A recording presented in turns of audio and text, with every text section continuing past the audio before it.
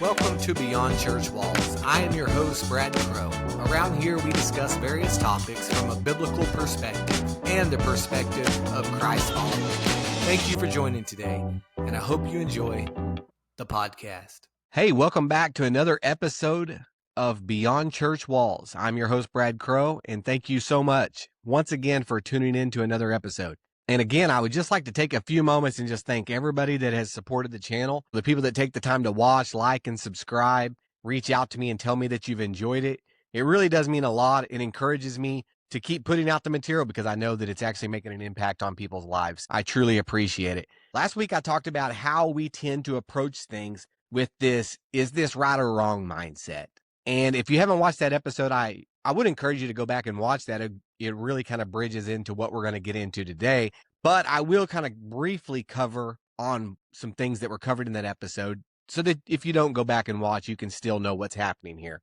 So we take this mindset of, is this right or wrong? And we focus so much on this is right or this is wrong. And sometimes we really focus on that so much that we miss why was this thing done? Because if we focus on the why, it often reveals what is in someone's heart. It reveals the motives. It's the reason why they did what they did. And many times, like I said, this can reveal a much bigger issue. I talked about how this should be a flashing check engine light. It's trying to get your attention. Today, I want to expand on that idea. And again, a blinking check engine light means something is wrong. Something major is wrong. If you keep driving, you run the risk of making things worse. Spiritually speaking, this is exactly what happens when we ignore those internal warnings trying to get our attention. Early in our marriage, Kathleen and I, we had only been married for a few years, and we needed to borrow a vehicle. I don't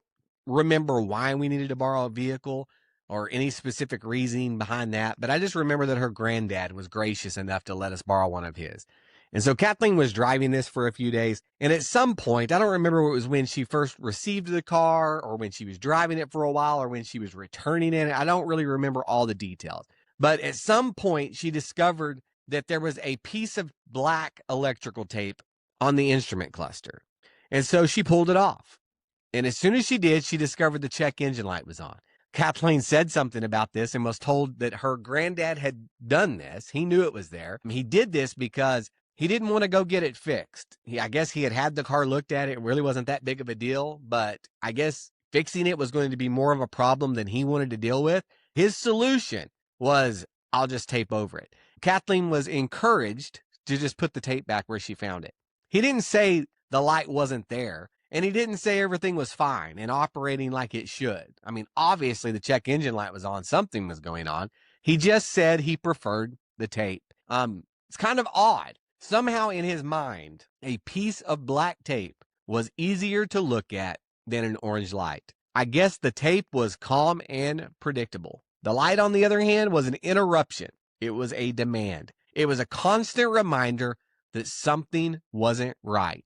We often think it's better to live with a comfortable lie than an uncomfortable truth. We find ourselves in a situation where God is trying to get our attention. The light starts blinking in our dashboard, and instead of dealing with the source, we start looking for our version of that black tape. We think it's better to just stay busy so we don't have to hear the silence. We think it's better to find a group of friends who will tell us what we want to hear rather than a friend who will tell us what we need to hear. We think it's better to just ignore the attention in our soul because honestly, the tape of our own justification, it's a lot easier to look at than the light of God's truth. The problem with this is that the comfort isn't the same thing as safety. Just because the dashboard looks better, I mean, I guess that's kind of debatable. I don't know if a piece of tape on the dashboard looks better, but I guess to him it did. So to him, the dashboard looked better, but it didn't mean the car was running as it was intended to. He spent so much energy trying to create this atmosphere. You see, we can spend so much energy trying to create a life that looks peaceful to us on the surface, while we're actually terrified of what's happening underneath. He had chosen a calm view, one that was calm to him, over an honest one. John 3, verse 19 and 20 talks about this. It says that Light has come into the world, but people often prefer the darkness because their deeds are exposed by the light. We don't hate the light because it's bad.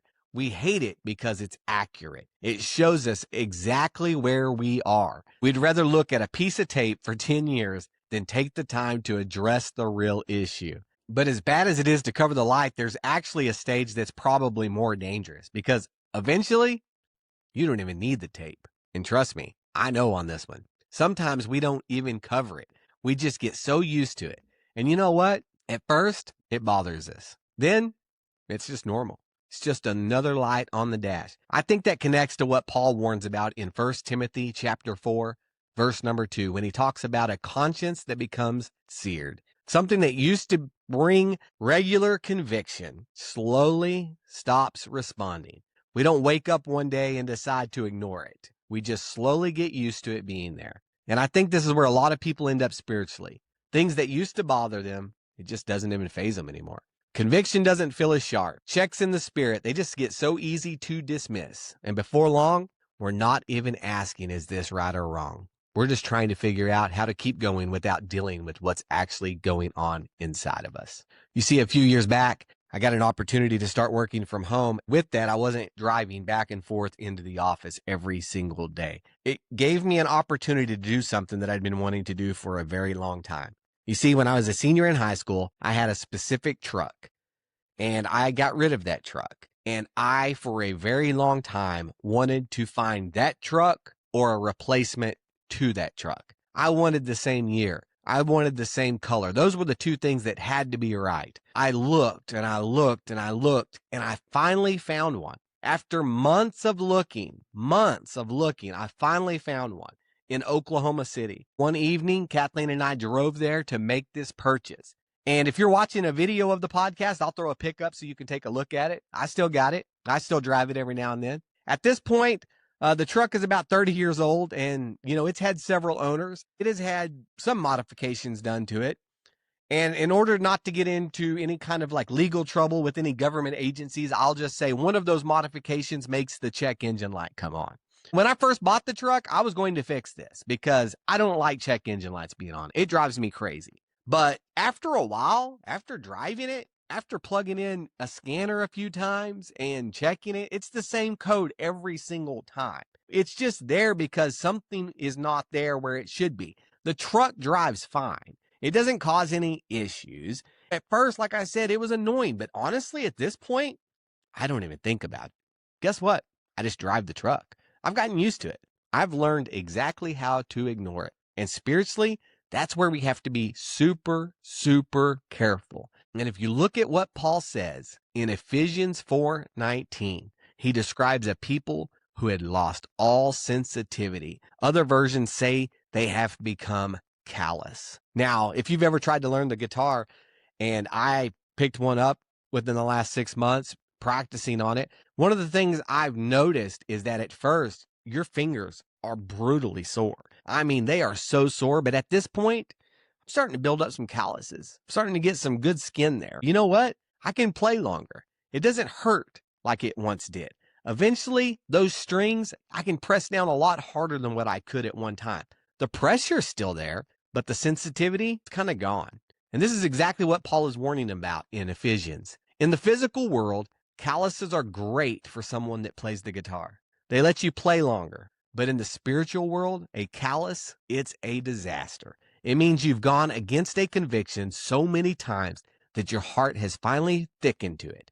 You aren't better at handling the situation. You've lost the capacity to feel the weight of it anymore. This isn't something that just happens overnight. It develops when we keep ignoring what we already know is there.